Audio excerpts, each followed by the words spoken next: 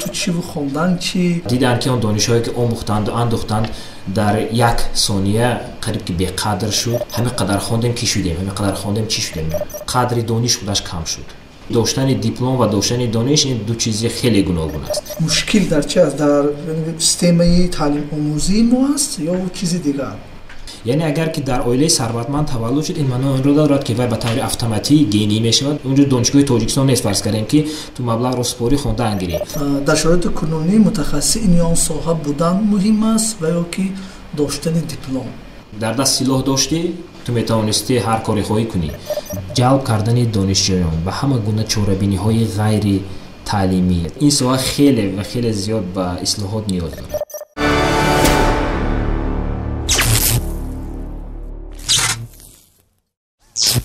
салом алайкум, бо шумо ҷамшеди маъруф хуш омадед ба подкасти дастархон. ва инак мо фасли дуюми подкасти худро оғоз бахшидем.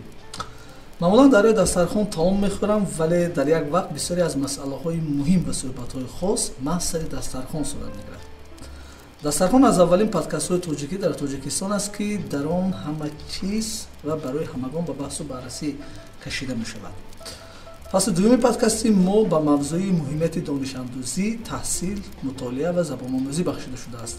ва имрӯз дар меҳмонии дастархон Рустам Гулов, блогнавис ва коршиноси расонаӣ ҳузур доранд ки дар бораи зарурати доштани ё надоштани диплом суҳбат хоҳем кард.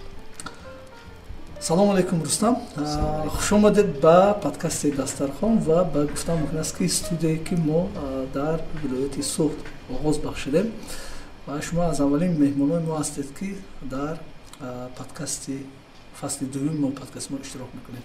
ташаккури зиёд, муборак шавад. ташаккури зиёд.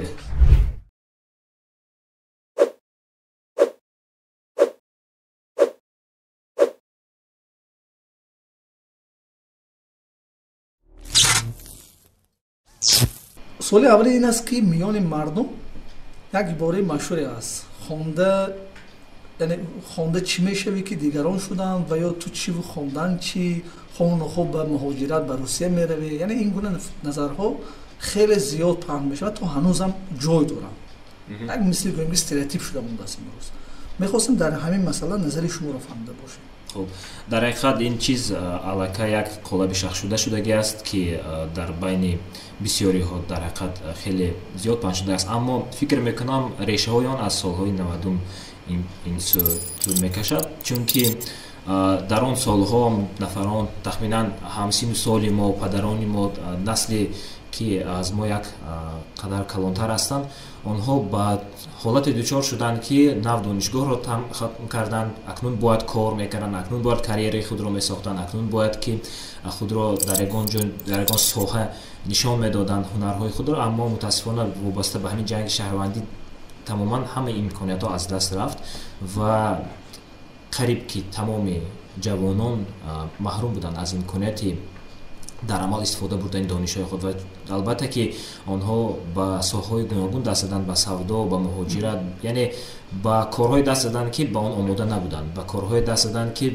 با آن چیز نه زندگی در دوران شوروی نه تحصیل در دانشگاه‌های و دانشکده‌ها آنها را آماده نکرده بود و دیدن که آن دانش‌هایی که آموختند و اندوختند در یک ثانیه قریب که بی‌قدر شد و نتوانستند که آن را در عمل در زندگی استفاده کنند و هم یک قالب پیدا شد که همین قدر خواندیم که شدیم، همین قدر خواندیم چی شدیم.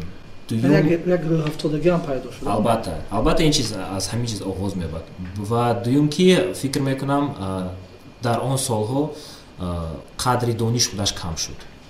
در دست سلاح داشتی تو میتوانستی هر کاری خواهی کنی، دانش داشته باشی، دانش تو به هیچ کس در کار نشد و از همین نقطه نظر علاقه قدر دانش اندازه پستر شد و وابسته به همین حالت متاسفانه عموما نظام معارف صفتی خود را خیلی زیاد از دست داد و امروز با حالت دچار شده هستیم که داشتن دیپلم و داشتن دانش این دو چیز خیلی گوناگون است و از همین نقطه نظر وقتی که میبینن که حتی امروز پس از زیاد از 20 سالی که جنگ شهروندی خاتمه یافتگی است و باید که حالت دیگر میشد، اما متاسفانه وابسته به آن که نظام معارف ҳамин сифати худро аз даст дод, сифати яъне кори худро аз даст дод. Дар натиҷа дида истоданд ки боз ҳамин диплом дорад, лекин кор надорад, диплом дорад, лекин умуман иқтисодиёт ба пеш рафтагӣ нест, ягон ҷои кории муайян шояд ки набошад ва ёфта наметавонад ва аз нуқтаи назари дигар аз набудани дониши худ ҳам як ҷои кор ёфта наметавонанд мардум ва фикр мекунанд ки ҳолам ҳамун стереотипи пештаре ки диплом дорад, яъне маълумот дорад ва бояд ҷои корӣ дошта бошад. Аммо имрӯзҳо дар иқтисоди бозоргонӣ зиндагонӣ мекунем ки диплом нақши он қадар зиёд надорад, зиёдтар нақш дониш дорад ва ҳамин чиз камтар як диссонанс, як мухолифат дар фикрронии мардум ҷойгир мекунад ки яъне барои онҳо доштани диплом ва доштани дониш як чизи гӯем ҳаммаъно аст дар аксарият маврид ва аммо мебинанд ки диплом дораду кор надорад, мегӯянд яъне ин чиз гӯем маъно надоштааст, яъне хоҳ хонӣ хоҳ нахонӣ оқибат ҳамон муҳоҷирати меҳнатӣ будаасту оқибат бо ҳамон бекорӣ. Барои ҳамин як мушкилоти хеле ҷиддӣ аст ва мушкилоти комплекси аст ки ба ҳамин ҳолат оварда расондагӣ аст. خب مسئله داشتن حال گرفتن دیپلم باز ما کمتر بهتر باز صحبت میکنیم در این مسئله، اما میخواستیم در برابری آن چیزی که شما ذکر کردید پرسیدنی هستیم که عموما مبلغ نیز تا کجا برای دانش آموزی میتواند نقش کلیدی بازد. خب نخو امروز نیست برخی از دانشجویان نیست مثلا میگفتن اگر من مبلغ می‌داشتم این اون کارها رو می‌کردم، مثلا امکانات‌های من فراختر می‌شد. آیا واقعا میتوند که مبلغ برای دانش آموزی این یا اون نفری که میخواد در آینده دانشجو باشد یگان نقش بازی کند؟ اینجا هم یک جواب انیق و دقیق گفتن مشکل است، چون که با اون نگریستن در کار است که مبلغ چگونه استفاده می‌شود و با کجا صرف می‌شود همون مبلغ خصوصا پدر و مادر. اگر که محض گویم این سبب کلیدی است، نه این چنین نیست، چون که بسیار نفرانی را واخورده ممکن است که از عائله کم بزاد هستند، از عائله نچندان بای هستند، مبلغ زیاد ندارند، اما در حیات و زندگی توانستند خود را یابند، یک دانش اندوزند و در اساس همون دانش اندوختهشان دیگر راه زندگانی خود را یابند. از نقطه نظر دیگر البته که مبلغ چیزی مهم است، چون که همون پرداختی حق خدمتی دانشگاه اگر همچون یک سرویس به نظر گیریم، پرداختی تحصیل در دانشگاه و در دانشکده و در کورس‌های علاوه‌ای همه اون مبلغ رو طلب می‌کنند. از طرف دیگر باز نگاه کنیم، هستند فوند و هستند گرانت و منبع‌های دیگری که دانشجویان می‌توانند از آنها استفاده برند، اما در این حالت باز یک مشکلات پیدا می‌شود که برای آن را استفاده بردن باید دانش و باید معلومات کافی داشته باشی.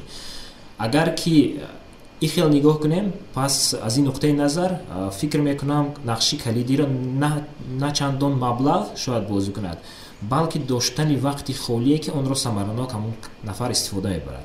یعنی تصور میکنیم زندگانی یک شخص را از یگان ناحیه دوردسته که وقتی خالی ندارد، کی وای از بالای خود کار کند، کی وای همون کتاب ایلوگی را خواند، کی وای از اینترنت معلومات ایلوگی پیدا کند، حالا که من دسترسی دارد به اینترنت یا نه، درباره همین گرانت و درباره همین استیپندی و برنامه‌های گوناگونی که تحصیل او را در آینده باید که مبلغ گذاری کنند. برای همین اگر که داشته باشد وقتی خالی زیادتر، داشته باشد درک و فهمیشه که محض طریق دانش میتوانی که در زندگانی راه خود را یابی و خود را یعنی پتانسیل خود را عملی سازی، پس مبلغ میفهمیم که اونقدر هم رول کلیدی را نمیبازد. بسیارتر خود درک و فهمیش همون نفر، تربیه‌ای که از پدر و مادر میگیرد، تربیه‌ای که در جامعه میگیرد، از استادانش میفهمد که تو باید خوانی فرض کرده می تعلیم گیری و همه این چیز شاید بسیارتر مهمترن نظر به اون که مبلغ. اما البته که گفتن در کار نیست که مبلغ من نقش نمی‌بازد، نه، اگر مبلغ باشد همین نفر میتواند که اگر مبلغی پدر و مادر باشد، مبلغی خویشاوندان باشد، یعنی دسترسی به مبلغ گذاری برای گرفتن تعلیم و تحصیل بهتر در دانشگاه‌های بهتر، در مؤسسه‌های بهترین، پس البته که این چیزا نقش خود را می‌بازد. اما فکر میکنم در مهمیت در جای دوم ایستد، در جای یکم وقتی خالیگی رو چگونه همون نفر ثمرناک استفاده می‌بره و درک و فهمیش ضروریات تحصیل رو میگیرد و سپس از این البته که از پس مبلغ هم شدن در کار است. خب ببینید، خب نخو شخصی که در عائله ثروتمند تولید یافته است از نظر با اون نفری که در عائله عادی تولید یافته است یعنی فرق میکند و انتخاب و امکانیت و دسترسی به این یا خصوصا دانش اندازی یعنی فراختر است. در این حالت چی مثال؟ با یک بار دیگر میگم ما نباید فراموش کنیم که در جای اول درک و فهمیش ضروریات خوانش میایستد و در جای دوم استفاده از امکانیت های گرفتن تحصیل، خواه با مبلغ باشد، خواه با مبلغ باشد، خواه با مبلغ خودی والدین باشد یا اینکه گرانت و استیپندی و دیگر. یعنی اگر که در عائله ثروتمند تولد شد، این معنی آن را دارد که وی به طور اتوماتیک گینی میشود، به طور اتوماتیک صاحب معلومات عالی میشود.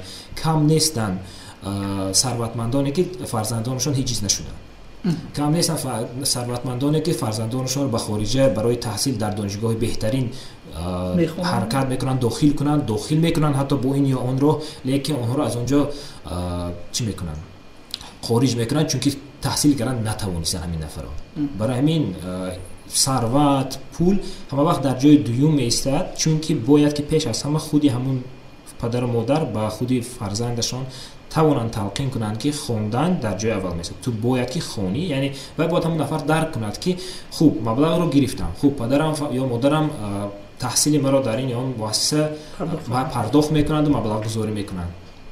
اما آنها مبلغ 1 سال مبلغ گذاری میکنن، نیم سال مبلغ گذاری میکنن. اگه وقتی که اونجا دانشگاه تاجیکستان نیست، فرض کردیم که تو مبلغ رو سپاری خوندن گیری، در دانشگاه‌های پیشرفته جهان داخلی که شده تو باید خونی، نتوانستی خوندن خارج میکنن، نوبسته از آن که تو فرزند کیستی. این حالتهای استثنایی کمتر است نظر به دیگر دانشگاه. البته شاید که در آنجا بگو استثنا باشد اگر که مبلغ گذاری میلیون ها در سر میلیون ها دلار رود، اما اگر به حساب میانه همین شخص ثروتمند میانه تاجیکستان را به نظر گیریم، پس این کپ در سر میلیون ها نه، شاید که ده ها هزار دلار رود. این اونقدر مبلغ کلان نیست فرض کنیم برای دانشگاه گاروارد که شنیده توقعات کند یک فرزند بیسواد، یک صاحبکار تاجیک را که نه درس میخواند نه به درس میباید، وقتش رو کی میدونه چقدر صرف میکند و عموما ایمیج خودی دانشگاه را شاید که پاس کند با رفتارهای نادرستش. در این حالت رو به یگان چون چرا میتونن خارج کنند. یعنی مبلغ این یک واسطه است برای گرفتن تحصیل، نه اینکه گارانتی، نه اینکه کفالت که حتما آدم ثروتمند و مبلغ دار صاحب معلومات میشود و صاحب دانش میشود. خب پس چرا امروز به نظر شما توجهی مثلا چون سخن درباره که مثلا دانشگاه‌های خارجی کشور هم رفت، امروز می‌بینیم که مثلا توجه جوانان به دانشگاه‌های خارجی کشور روز به روز زیاد میشه، یعنی تمایلی زیاد شوی داره. مثلا مشکل در چه است؟ در سیستم تعلیم آموزی ما است یا چیزی دیگر؟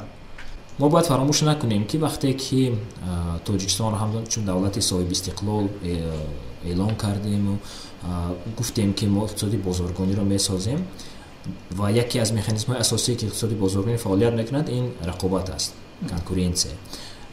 و وقتی که تاجیکستان به عرصه جهانی همچون کشور صاحب استقلال وارد شد، همه دانشگاه‌های ما به بازار جهانی مؤسسه‌های تعلیمی وارد شدند و امروز که اگر شهروند امکانات تحصیل در دیگر دانشگاه را داشته باشد، این البته که رقابت رو بین دانشگاه‌های تاجیکستان و دیگر کشورها به میان می‌آورد و سبب اساسی اگر شخص امکان داشته باشد پرداخت تحصیل را در دیگر دانشگاه، این معنی آن را دارد که وای پیش از همه به صفت نگاه می‌کند. یعنی صفت اگر حتی یگانه کریتری هم نباشد، اما یکی از کریتری‌های اساسی ترین انتخاب دانشگاه می‌شود. برای چی شخص می‌خواهد که فرزندش در گاروارد یا استنفورد خواند، نه اینکه در دانشگاهی ملی؟ برای چی؟ برای که می‌بیند که در آنجا صفت دانش، صفت تعلیم بهتر است نظر به این دانشگاه و یکی از راه‌های بهاگذاری دانشگاه از جمله موافق ریتینگ های گوناگونی بین الخلقی نشر میشن، در ریتینگ دانشگاه ها نشر میشود. این آن است که تا چه اندازه ختم کنندگان همین دانشگاه ها، این آن دانشگاه پس از ختم کاری خوبتر مییابند، کاری سردرآمدتر مییابند و طبیعی است که متاسفانه یا اینکه خوشبختانه این رو علاقه هر کس خودش بهاگذاری میکند. دانشگاه‌های به مثال گاروارد، استنفورد، آکسفورد و دیگر آنها پس از ختم آن бо эҳтимолияти зиёдтар нафар соҳиби дониши хубтар мешавад ва соҳиби кори беҳтар мешавад ва соҳиби даромади беҳтар мешавад ва аз ин ро онҳо дар рейтингҳо дар қабатҳои болотар мисалан дар ҷойи болотар дар муқоиса бо онҳо тоҷикистон ҳатто донишгоҳи русие ки дар мо хеле дӯст медорам таъриф кардани онҳоро дар гӯем дар охир зинаҳои поёнтарини ҳамин чӣ меистанд рейтингҳо меистанд ва аз ҳамин нуқтаи назар рақобат яке аз критерияҳои асосие ки ба интихоби мардум таъсир мекунад ба интихоби донишҷӯ андозон чунки дар он ҷо сифати таълим беҳтар аст.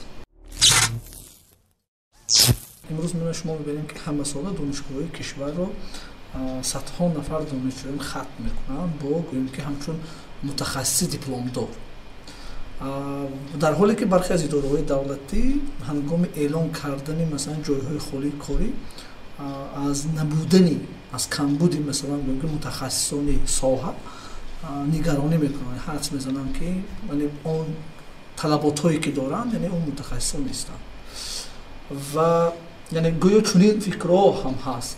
шояд ин ҷо мушкили асосӣ дар донишгоҳои мо аст ки ба талабот яъне мутобиқ гуфтан мумкин аст ки мутахассисонро тайёр намекунанд.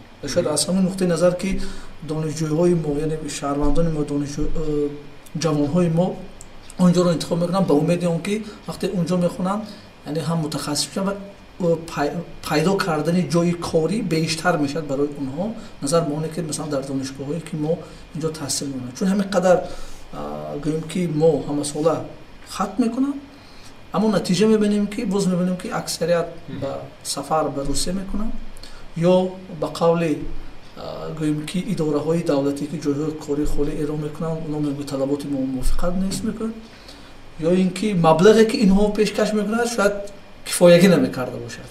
Чӣ аст? Яъне ҳамаш чунки шумо ҳама мушкилоти доштагиро аллакай номбар кардед ва яке аз мушкилотҳои дигаре ки дар ин ҷо бояд ки ба фикри ман дар бораш гуфта шавад ин ба талаботи замон ҷавобгӯ набудани барномаҳои таълимӣ аст.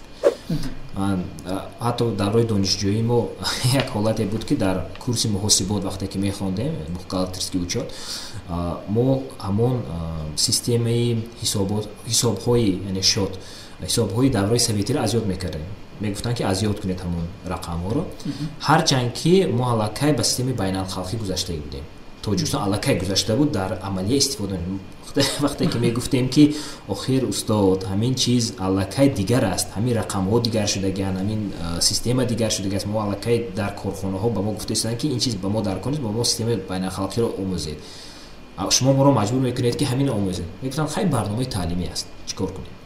Яъне ин яке аз нишондиҳандаҳои он аст ки то чӣ андоза барномаҳо ба замона мутобиқат мекунанд ва умуман ҳамин ҷорӣ кардани фанни нав фарз кардем ё ки барномаро тағйир таҷдид кардан як ҷараёни хеле дуру дароз аст ки вақте ки ҷараёнро шумо сар мекунед тағйир додани онро то шумо тағйиротро новобаста ба амалия ворид мекунед аллакай боз дигар мешавад талабот тағйир меёбад шумо маҷбуред ки бо ҳамин ҷараён бо аз нав оғоз кунед бо шумо нав оғоз мекунед бо нав ворид мешавад ки боз ҳамин чиз тағйир меёбад. замони ҳозира назар ба солҳои пеш 50 сол ё 60 сол пеш бо сурати хеле тезтар тағйир ёфта истодааст назар ба оне ки барномаи таълимӣ тағйир меёбад. дар баъзе курсҳо шояд ки умуман дар давоми 50-60 сол охир тағйир наёфта бошад. Намедонам кадом курс, лекин пай мебарам ки баъд ҳастанд ҳамин хел курсҳо. Аммо ин яке аз мушкилоти хеле ҷиддӣ аст. Чунки вақте ки шумо талаба ё донишҷӯро бо мувофиқи барномае омода мекунед ки аллакай ва аз замони худ қафо мондагӣ аст, шумо наметавонед ӯро барои 4 соли оянда омода кунед. барое ки хоҳед ки хаткунандаи донишгоҳи шумо 4 сол пас соҳиби ҷойи кор шавад, пас барномаи шумо бояд ба талаботи имрӯз не, барои ба талаботи 4 сол пас мутобиқ шуда бошад. мувофиқи он омӯзондан дар кор. барои ҳамин ҳатто оморҳое ҳастанд ки қариб ки нисфи донише ки шумо имрӯз дар донишгоҳ меомӯзед, омӯзиши онро оғоз мекунед. То хатми донишгоҳ нисфи донишҳоятон аллакай кӯҳна мешавад. ҳатто зиёдтар аз ин шуда бошад. Яъне ин яке аз хеле мушкилоти ҷиддӣ аст. дуюм наомӯхтани бозор. ҳамун ихтисосҳое ки муфтонҳо мутахассисонро омода мекунанд донишгоҳҳо, онҳо дар асоси ягон омӯзиши бозор мутаассифона яъне рӯйхат карда шудагӣ нестанд, омода шудагӣ нестанд. Ва фарз кардем дар Тоҷикистон 30 соли охир истиқлолият аст. Дар мобайни ин 30 сол яке аз соҳаҳое ки хуб рушд карда истодааст. Бо ини он албатта ки мушкилиҳои хеле зиёд, аммо ҳастанд ҳоло ҳам ташкилотҳои ҷамъиятӣ. яъне барои чӣ дар донишгоҳҳо мутахассисони соҳаҳои ташкилоти ҷамъиятӣ, яъне соҳаҳои ғайри тиҷоратиро омода намекунанд? Менеҷерони ғайри барои кор дар лоиҳаҳои ғайри тиҷоратӣ кор кунанд. Не, менеҷер ҳам менеҷер аст. Дар донишгоҳҳо умуман касби худам касби менеҷерӣ аст ва аммо бисёри вақтро дар ташкилотҳои ҷамъиятӣ фаъолият бурдам. Дидам ки албатта ман бояд ки худам шинаму ҳамон донишҳое ки дар донишгоҳ аз худ кардам барои фаъолият дар ташкилоти ҷамъиятӣ мутобиқ гардонам. яъне онҳо маро ба як самт равона мекунанд ки менеҷерӣ бояд фарз кардем ташкилоти тиҷоратӣ шавӣ. дар онҷо умуман дигар нишондиҳандаҳои самаранокии фаъолият аст. Дар ташкилоти ҷамъиятӣ тамоман дигар намуди фаъолият аст, самаранокии фаъолият. Барои ҳамин бояд ҳама ин чизҳоро мутобиқ гардонӣ, ҳама ин чизҳоро худат шинӣ аз нав омӯзӣ бо интернет, бо китобу маҷаллаву дигару дигар адабиёте ки аз дигар ҷо дастрас мекунӣ. ҳолонки 5 соли ҳаётро дар донишгоҳ сарф кардам. хуб мешуд агар як тахассусе бошад ки ихтисосе бошад ки мегӯянд ки хуб ту дар ҳамин соҳа фаъолият карда мехоҳӣ, марҳамат, барои ҳамин соҳа мо бояд ки омода кунем. зиёда аз 2000 ташкилоти ҷамъиятӣ аст дар Тоҷикистон, аммо ягон мутахассисе, ягон ихтисосе нест ки мутахассиси ҳамин соҳаро омода кунад. Ин яке аз мисолҳо аст. умуман иқтисодиёт рушд кардааст. ҳатто дар соҳаи тиҷорат ҳам, дар соҳаи фарз кардем кори бонкӣ масалан. имрӯз дар бораи криптовалюта гап мезанем, яъне асъори электронӣ ҳам гӯем мешавад, дигар хел ном ҳам ихтироъ кардан мумкин, аммо криптовалюта яке аз соҳаҳое ҳаст ки ҳозир рушд кардааст дар ҷаҳон. аммо Тоҷикистон ҳоло ҳам фикр дорад ки кунем, накунем, то чанд роза ба он таваҷҷӯҳ зоҳир кунем ё ки накунем. То даме ки мо фикр мекунем, шояд ки шаклҳои намудҳои дигараш ба вуҷуд биёяд, аммо мо ҳол ҳам мутахассис надорем. ҳолонки ин ҳам чизи аллакай чизи нав нест. Аллакай чандин соле шуд ки ҳамин чиз аст. Барои чӣ мо омода намекунем? Барои чӣ мо фикр намекунем ки дар ҳамин соҳа шояд мутахассисоне дар кор шаванд? واقعا نکته مهم رو قید کردید. اما من می‌خواستم چیزی دیگر رو درباره بگم که من شما چون کارشناس رسانه‌ای که معرفی کردم میدونم که مثلا در همین سمت رسانه‌ای نیست، مثلا رسانه‌ها یعنی ترینینگ ها می‌گذارن. ببینید که مثلا وقتی که هنگام گذراندن ترینینگ ها بسیار چیزها رو مثلا مدل هایی که آماده میشن تز که هم به شکل امروزه مطابق میشن، ادپتاسیون میکنن. و شکل آموزش در سمینار و ترینینگ ها و ماستر کلاس ها بسیار خیلی خوب به طور اینتراکتیوی جالب پیشنهاد کرده می شود و آموزش نیز خیلی درست هضم کرده می شود. برای همین نظری شما وابسته به آنه که چرا همین شکل و اسلوبی متد که آموزش نمیتواند در دانشگاه ها باشد؟ پس اگر وقتی که همین چیز نتیجه دهد چرا نمیشود که اینو اجرا کنیم؟ البته هر دفعه که ما با یگان آموزش، یگان ترینینگ آمادگی میبینیم، برنامه رو هر دفعه تجدید نظر میکنیم. قریب که هر دفعه در سری همون سلاید ها و پرزنتاسیون برنامه خودی ترینینگ میشنیم.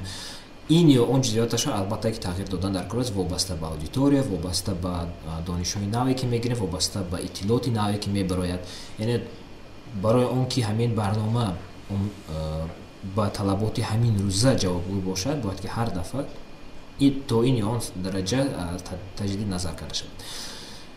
برای چی دانشگاه ها استفاده نمیبرند از این اصول؟ برای آنکه خودی همون سیستم نظام معارفی که ساخته شده است این چیز را پیش بینی نمیکند. یعنی شما باید همون لکچه یا همون کانسپیکت و دیگر برنامه سیلابوس یک دل چیزایی هست که کاغذبازی زیادی در سر معلم و استاد بار کردگی هستند که و وقت برای همین دیگرگون کردن، برای وارد کردن دیگرگونی به همین برنامه و به همون تعلیم و به همون رویخط حتی ادبیاتش وقت ندارد. پیش از همه باید که همین کاغذبازی کمتر کرده شود و آزادی ایجادی داده شود به استاد. барое ки бе озодии эҷодӣ умуман рушди илм, рушди таълим ғайриимкон аст. ин якум қадам аст. албатта дуюм қадам ба худи ҳамон донишгоҳҳо, ба худи муассисаҳои таълимӣ додани ҳуқуқи интихоб ва дуруст ба роҳ мондани ҷараёни таълим аст, аз ҷумла барномаи таълимӣ. чунки вақте ки барнома аз вазорат тасдиқ мешавад, баъд аз он ба донишгоҳ мебояд, баъд донишгоҳ ба муаллим метиҳаду мегӯяд ки ту мувофиқи ҳамин барнома дарс гӯ, муаллим як устод, як корманди техникӣ мешавад ки ҳамон иттилоотро бояд ки ба донишҷӯён расонад диҳад. албатта инҷо ҳам ҳастанд устодоне ки ҳаракат мекунанд ки як қисман он чиро иҷро кунанд, лекин хеле ягон донишҳои муосирро зиёдтар ба донишҷӯёнашон диҳанд. аммо ин аллакай ҳамон фактори инсонӣ аст. агар ҳамон устод дар ҳақиқат хоҳад ки ҳатто омода бошад ки гап шунавад барои кори кардагиш, гап шунавад барои мутобиқ кардани ҳамон барномааш, омода бошад ки ӯро ҷангу ҷанҷол кунанд ки ту барои чӣ барномаи мо додагир истифода набурдӣ, ягон чизе аз худат ворид кардӣ, зиёдатӣ кардӣ, пас мешавад. лекин ин устодо хеле каманд. барои ҳамин бояд ки озодии эҷодӣ дода шавад то сатҳи худи донишҷӯён, донишгоҳҳо ки онҳо худашон интихоб кунанд, аз ҷумла донишҷӯён интихоб кунанд. чунки рақобат на фақат байни донишгоҳҳо бояд мавҷуд бошад, балки байни устодон низ рақобат шуданаш дар кор. чунки вақте ки устод бо курси худаш мебояд ба донишгоҳ ва фарз кардем як тасаввур кунед муҳитеро ки донишҷӯён дар гурӯҳҳо намехонанд, чӣ хеле ки ҳозир мехонанду, донишҷӯ ҳуқуқ дорад ки озодона ин ё он курсро интихоб кунад. яъне фарз кардем 3-4 фанни ҳатмӣ ҳаст ки онро бояд хонад мувофиқи ихтисоси худ ва илова бар ин метавонад ки боз чандин фанни дигарро худаш интихоб кунад, курсҳоро. дар ин ҳолат ҳамон якчанд устоде ки фарз кардем як курси як фанни муайян доранду монанд аст ба ҳамдигараш, ҳаракат мекунанд ки ба курси онҳо бисёртар одам биёяд. чунки вобаста ба ин бояд ки маоши ё низ агар ягон алоқамандӣ дошта бошад хеле хуб мешавад, ё ин ки ягон мукофот пулӣ гиранд барои курси машҳуртарини донишгоҳро ба роҳ мондан. аз ин нуқтаи назар аллакай рақобат пайдо мешавад ва донишҷӯён бояд ҳуқуқи интихоб дошта бошанд ки ман ба аудитории фалон муаллим меравам, чунки курси ӯ шавқовартар аст, курсашро шавқовартар мегузарад, курсаш самараноктар мегузарад, бе ягон фарз кардем дуғу пӯписаву пасзании шаъну шарафи инсонӣ, чӣ хеле ки ҳоло аз баъзе наворҳое ки дар интернет паҳн мешаванд метавонем бибинем, ҳатто дар мактаб миёна ҳамин чиз ҳаст. ва агар ин чиз ба роҳ монда шавад, пас ҳамин рақобат ба баланд шудани сифати ҳамин гуна курсҳо таъсири мусбат мерасонад. хуб рустам, дар боло низ дар бораи уман диплом ҳам ҳарф задем. як вақте ҳам дар шабакаи иҷтимоӣ низ вобаста ба ҳамин масъалаи доштан, муҳимияти диплом надоштанаш ҳам баҳсҳо ҳам шудагӣ буд ки дар он баҳсҳо низ шумо маслан ҳамроҳ будед. ва умуман ман пурсанӣ ҳастам ки дар шароити кунунӣ мутахассиси ин ё он соҳа будан муҳим аст ва ё ки доштани диплом кадоме масалан барои имрӯз агар гӯем ки ба қавле бозоргир бошем, мо чӣ гуна бояд рафтор кунем? албатта мутахассис будан. диплом умуман ягон қадар роли муҳим намебошад агар шумо дар соҳаи тиҷорат машғул ҳастед, ташкилотҳои ҷамъиятӣ, ҳатто дар ташкилотҳои байналхалқӣ вақте ки фаъолият мебаред. агар хато накунам, дипломи маро пас аз 10 соли фаъолият пурсидан, гуфтан ки ман диплом дорӣ ё не? баъд гуфтам хай ҳа дорам. баъд гуфтан хай биёр, чунки ба қариби санҷиши яке аз мақомотҳо мешавад, онҳо месанҷанд ки ки диплом дораду ки надорад, бояд ки дар чиз делаи шахсӣ бошад. бо шарофати онҳо пурсидан ки ман диплом дорам ё не. аммо дар умум пеш аз ҳама мутахассис будани худи инсон роли муҳимро мебозад, чунки имрӯз агар ки шумо ба он иттилооте ки дар донишгоҳ ба шумо медиҳанд қонеъ шавед, шумо аллакай бой додед.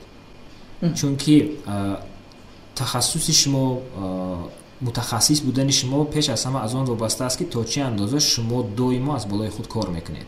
ҳар маълумот, ҳар дониши наве ки мебарояд, ҳар иттилооти наве ки мебарояд дар ин ё он соҳа, шумо бояд ки дар ҳамон соҳаи худ онро худатон аз худ кунед, худатон омӯзед, бо худомӯзӣ машғул бошед.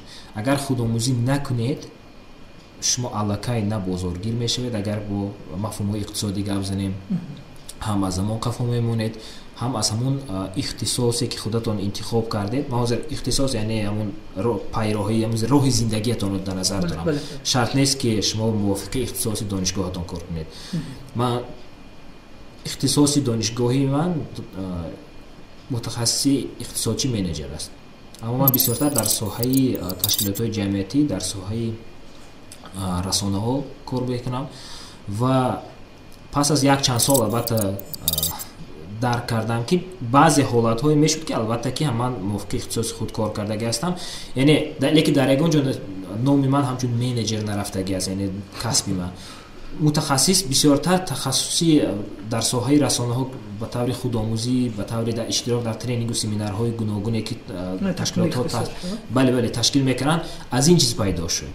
На ин ки аз он чизе ки аз донишгоҳ. Дар донишгоҳ он донишҳое ки дар соҳаи менеҷмент доданд ва ё камтар дигар соҳа ҳастанд ва умуман вақте ки ман ҳамчун менеҷери ин ё он лоиҳа кор мекардам ва дар ин ё он ташкилот аниқтараш дар ҳамин позитсияҳои менеҷерӣ вақте ки фаъолият мебурдам, дар онҷо ҳамчун ҳамин чиз ҳамчун як дониши на ин ки техникӣ, балки мегӯянд ки hard skill, шояд ки аз ҳамин нуқтаи назар он чиз лозим шуд. Аммо soft skill ман бисёртар ҳамин ба худомӯзӣ машғул шудан ва тавонистан ба худомӯзӣ машғул шудан, ин чиз роли бисёртарро бозӣ кардагӣ аст. Ва аз ҳамин нуқтаи назар фикр мекунам худомӯзӣ роҳи беҳтарин ва дар шароити имрӯза ягона роҳи мутахассиси ин ё он соҳа шудан аст. Барои мутобиқ гардондани худ ба имконияту шароитҳои имрӯза. Албатта худомӯзӣ ҷараёни доимӣ аст. Ин намешавад ки як бор як китобчаи навро хондеду баъд дигар 10 соли дигар орома осуда шидед. Не, ҳатто як сол не, 3 моҳ пас аллакай шояд ки як китобча кӯҳна шавад. Бале. Дар Фарҷом Рустам мо як соли анъанавӣ дорем ки барои дигар мусоҳибаҳо низ пешниҳод мекунем ва мехоҳем ки онро аз шумо оғоз кунем. Ин аст ки Рустам, агар шумо вазири маориф мешудед, се ислоҳоте ки дар ин соҳа гузарондан мехостед кадомҳоянд? се не, шояд ки аз он зиёдтар бошад. Чунки ин соҳа хеле ва хеле зиёд ба ислоҳот ниёз дорад.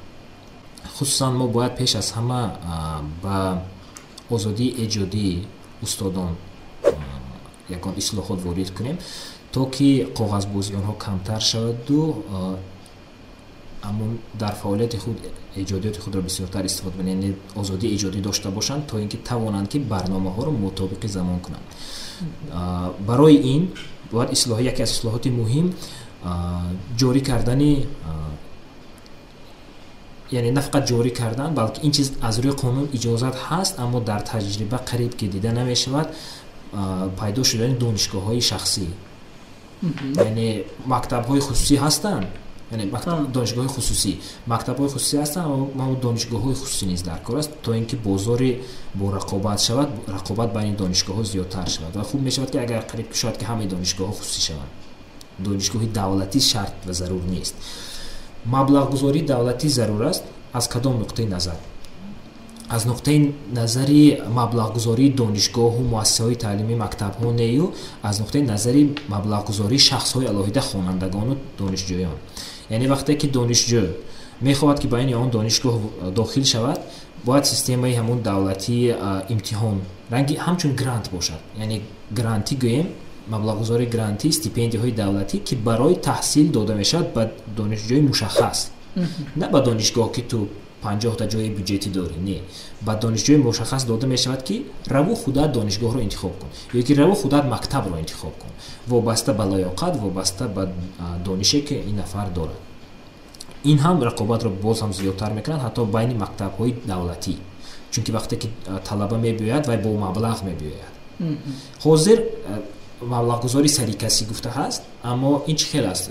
Мактаб агар 2000 нафар дошта бошад хонанда, пас барои 2000 нафар давлат новобаста ба худи суратҳисоби мактаб пул ҷудо мекунад, агар камтар содатар кунем системаро. Аммо он вақт суратҳисоб дар дасти худи талаба аст. Вай бо ҳамон ваучер мегӯянд, ягон ҳуҷҷат меравад, мегӯяд ки ман ба ҳамин мактаби шумо таҳсил карда мехоҳам. Вақте ки агар ки маъқул нашуд сифати таълим дар ин мактаб ва мегӯяд ман тамом мерам аз ин мактаб, мегирад, яъне ва ёки падару модараш мегиранду талабаро ба дигар мактаб медиҳанд ва бо ҳамин талаба якбора ҳамон маблағҳо ҳам ба он мактаб мераванд. аз ин нуқтаи назар рақобат пайдо мешавад. Рақобат чизи хеле муҳим аст. тарафи дигар ба таври ҷиддӣ риоя кардани ҳуқуқҳои таълимгирандагон аст, чунки ҷалб кардани донишҷӯён ба ҳама гуна чорабиниҳои ғайри таълимӣ ки ба таълим умуман дахл надоранд. Ман дар назар дорам ҳамин маршировкаю, пешвозгирии меҳмонҳою, пешвозгирии меҳмонони хориҷию дигар чӣ дар кор аст? Талаба донишҷӯ бояд ки дарс хонад. Ягона коре ки аз вай давлат агар ки маблағгузорӣ кунад хониширо, бояд ки интизор бошад. Тамом. агар ки донишҷӯ нахоҳад таҳсил кардан, дониш гирифтан нахоҳад, имтиҳонро наметавонад гузаштан, дигар ҳаволааш ба худо куҷое ки равад, чӣ коре ки кунад. Аммо вақте ки донишҷӯ мехонад, бояд ки танҳо ба таҳсил машғул шавад, аз нуқтаи назари он ки ӯро набояд бо ҳар гуна баҳона аз ҷараёни таълим дур кунию, ба ҳар хел чорабиниҳо пешвозгирию дигар ки ба таълим дахл надоранд равона созед. ва вобаста ба ин инчунин гуфтан дар кор аст ки ҳуқуқи худи устодону муаллимонро низ бояд риоя кард аз ҳамин нуқтаи назар. аз тарафи дигар вақте ки мо дар бораи муаллимон гап мезанем, сатҳи саводнокии онҳо низ гуногун аст, чунки онҳо ҳам хатмкунандаи одатан донишгоҳҳои Тоҷикистон ҳастанду мутаассифона на ҳама вақт бо мақсади таълим додани ҷавонон ба мактаб мебиёнд ё ки донишгоҳ мераванд. одатан агар ки ягон ҷои дигар кори беҳтар наёфтед, ба донишгоҳ меравед кор кардан ё ки мактаб меравед кор кардан, ё ки пештар ҳозир намедонам чӣ гуна шудагааст, пештар ҳуқуқ барои таъхир аз даъвати ҳарбӣ буд. вақте ки мактаби деҳот кор мекардед, он ҷо мерафтам. мутаассифона ин чиз ҳаст ва ин чизро бояд дигаргун кард аз нуқтаи назари якчанд соҳа, аз чанд тараф. бояд ки ҳадди ақал 10 карат зиёдтар карда шавад маблағгузории маоши устодон.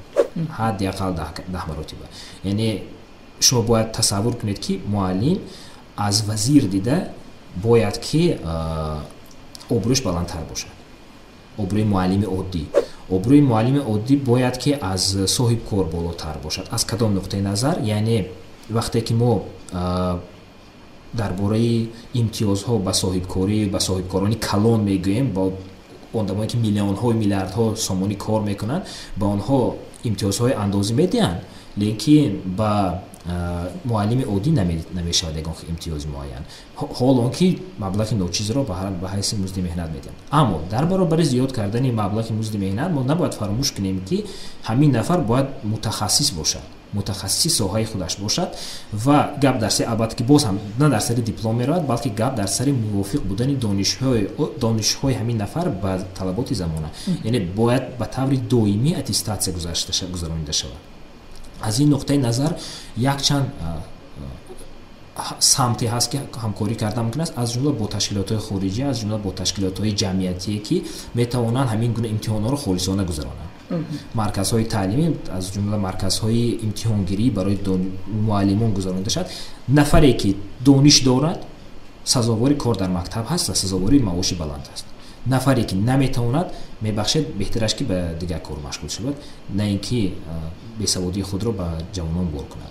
таълими имрӯза ин таълими, яъне ин озмун байни ки беҳтар аз ёд мекунад ин он маълумотро аст. байни дониш андозӣ нест.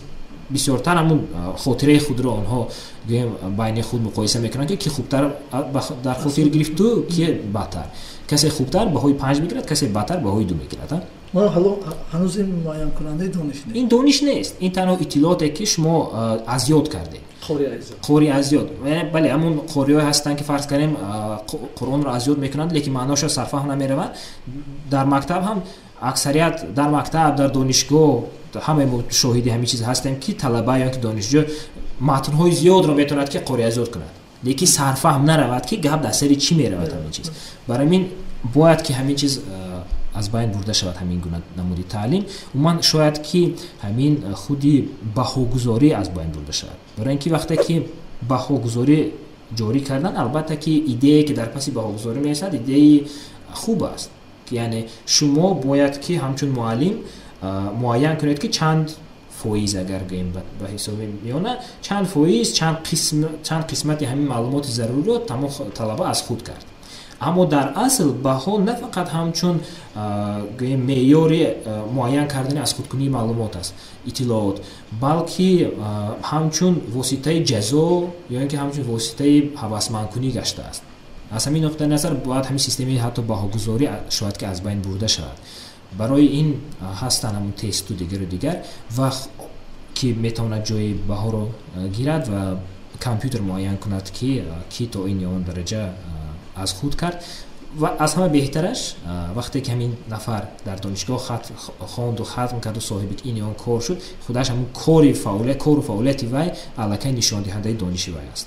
барои ин ҳоҷат ба баҳои баҳогузорӣ ҳатто нест, чунки дар аввал шояд ки нияти нек буд дар ҷорӣ кардани системаи баҳогузорӣ, аммо ҳозир ҳамин чиз аллакай ҳамчун як зарурияти худро гум кардагааст ба фикри шахсии ман ва ба як механизми ҷазо додани талабагон истифода бурда мешавад. вале агар давом диҳем хеле пешниҳодҳо зиёд ҳастанд. ташаккури зиёд Рустамҷон ки барои як суҳбати пурмуҳтаво ки вобаста ба ин масъала аз чанд паҳлӯ назарҳои худтонро баён кардед ва мо низ дар подкастҳои худмон мехоҳем ки вобаста ба ин масъала аз чанд зовия бо чанд нафар мутахассисони соҳати гуногун суҳбат кунем ки онҳо дар ин бора фикру назарашонро гуфта бошанд.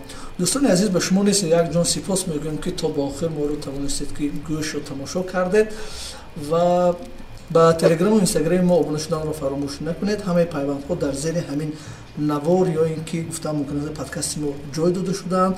хеле хушҳол мешудем ки агар вобаста ба ин мавзӯи мазкур фикру назари худатонро мегузоштед. то нашри навбатӣ, худоҳофиз.